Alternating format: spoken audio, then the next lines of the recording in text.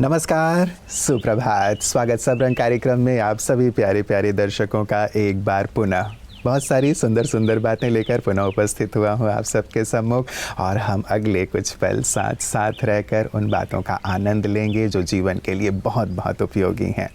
एक प्रेरक सा प्रसंग कथा ही है मित्रों। गांव में अकाल पड़ा। सेठ जी को लगा कि गांव के बच्चे भूखे हैं, मैं इनके लिए रोटी की व्यवस्था करूं। रोटियां बनाई जाती थीं रोज़ ही, बड़ी रोटियां, छोटी रोटियां। बड़ी रोटी के लिए सभी बच्चे बहुत ही भागम भाग किया करते थे। आपाधापी मच जाती थी कि मुझे बड़ी रोटी चाहिए, छोटी नहीं चाहिए। एक छोटी सी बच्ची किनारे खड़ी रहती थी और छोटी रोटी लेकर के ही लास्ट में घर चली जाया करती थी। कई दिन हुए। एक दिन जब वो घर गई, रोटी उसने तोड़ा तो देखा सोने की मोहर है उसमें। माँ ने कहा जाओ इसे मालिक को देकर आओ।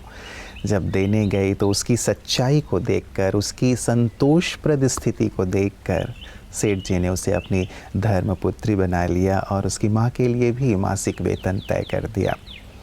सचमुच कितनी सुंदर सी बात है ना मित्रों। ये जो मूल्य हैं सचमुच हमारे जीवन को मूल्यवान बना देते हैं, हमें फर्श से उठाकर अर्श पे स्थित कर देते हैं। यदि हमारे जीवन में सच्चाई है, यदि हमारे जीवन में संतोष है तो कई बार देखने में ये आता है कि ऐसे लोग पीछे रह जाते हैं और जो आपाधापी करने वाले हैं वो आगे बढ़ जाते हैं या मूल चीज़ को लेकर के निकल जाते हैं। लेकिन ऐसा नहीं होता। यदि हम अपने मूल्य के साथ हैं तो निश्चित रूप से हमारा दिन आता है और हम शिखर पर होते हैं। तो हम मूल्यों के साथ जीते हुए अपने जीवन को मूल्यवान बनाएंगे। इसी सुंदर संकल्प के साथ आइए चलते हैं आज के सुवाक्य की ओर।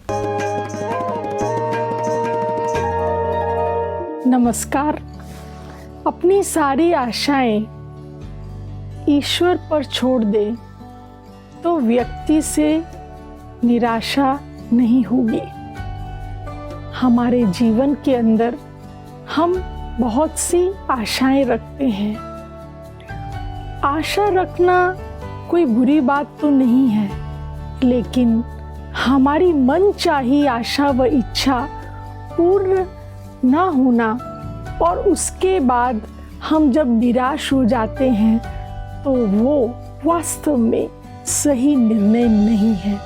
इसीलिए प्रयत्न जरूर करें, लेकिन हमारे आशा के अनुरूप अगर हमारी बात नहीं मानी जाती तो सब आशाएं भगवान पर छोड़ दें और निराश ना हो, हताश ना हो। संबंधों में हम छोटी छोटी सी भी आशाएं रखते हैं, जैसे कि वो व्यक्ति मेरी बात नहीं सुनता या मुझे समझा नहीं जाता, मुझे सम्मान नहीं मिलता। ये आशाएं हमारे जीवन में बनी रहती हैं, लेकिन जब ये पूर्ण नहीं होती हैं तो हमें जीवन में निराशा मिलती है।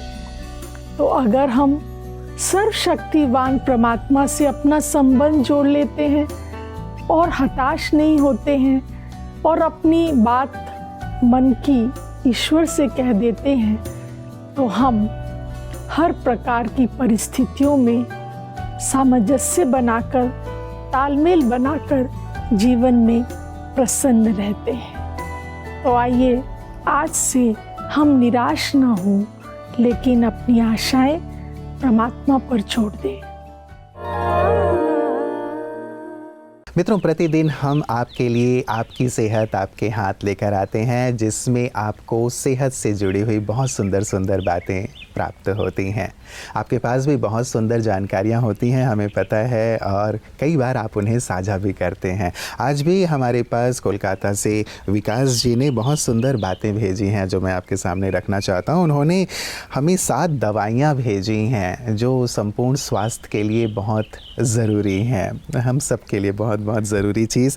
इसीलिए मुझे लगा कि आपके साथ साझा करूं।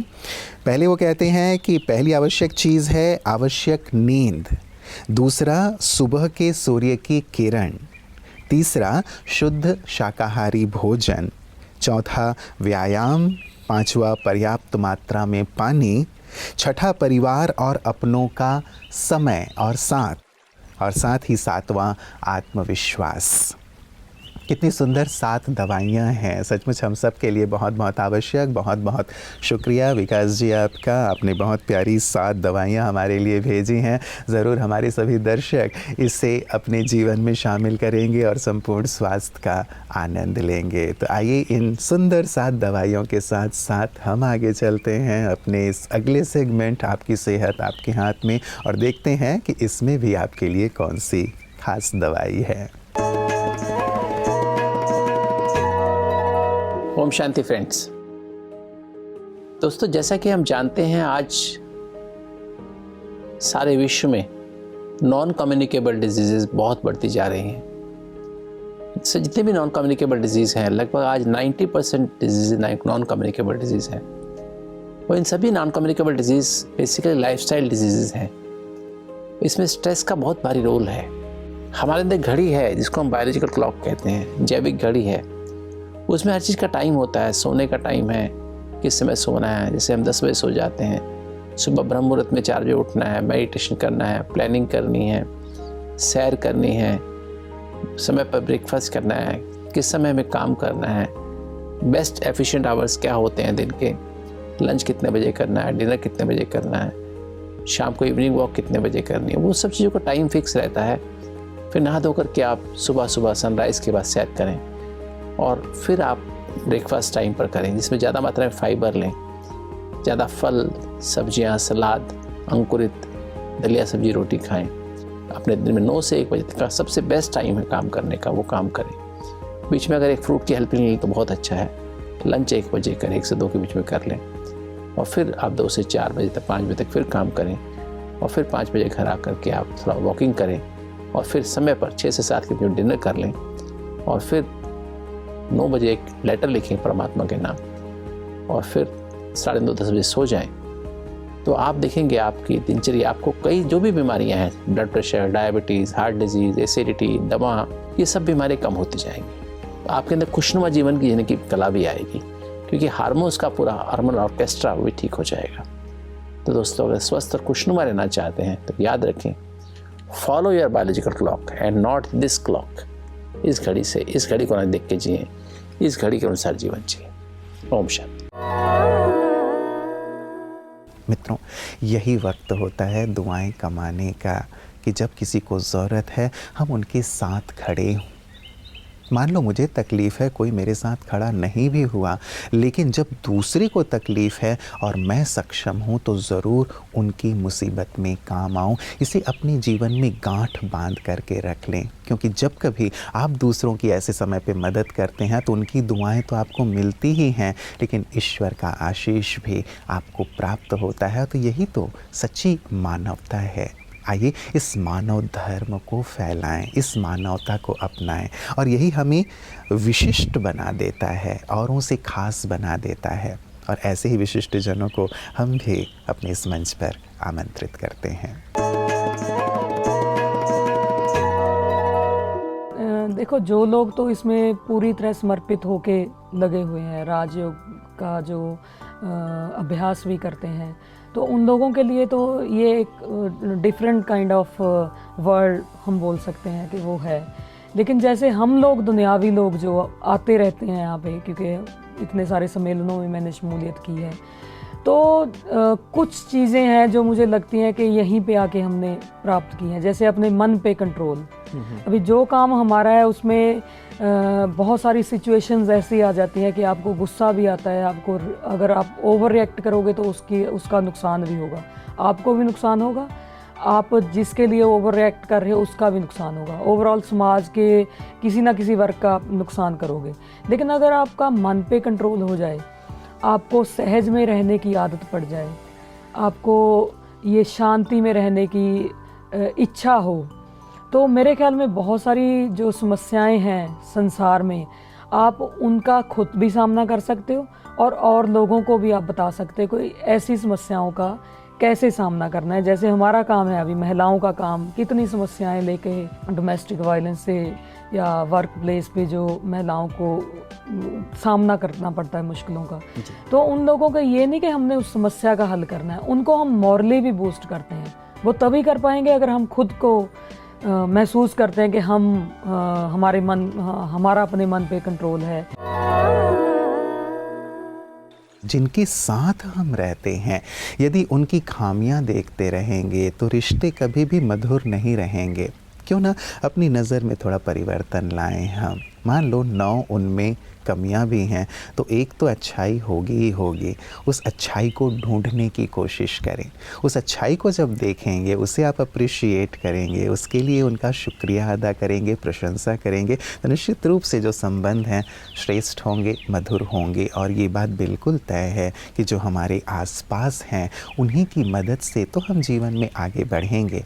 उन्हीं के साथ से तो एक मधुरता हमारी वातावरण में घुलेगी, अन्यथा एक खटास भरा वातावरण रहेगा जिसमें आपका और उनका रहना दोनों का ही दुभर हो जाएगा। इसलिए हम संबंधों को मधुर बनाएं, एक दूसरे की अच्छाइयों को देखते हुए उसे आगे बढ़ाएं। और यही कला ब्रह्मा कुमारी इस अध्यात्म के माध्यम से सभी को सिखा रही हैं। आइए देखें पीस न्यूज़ हाइलाइट्स में।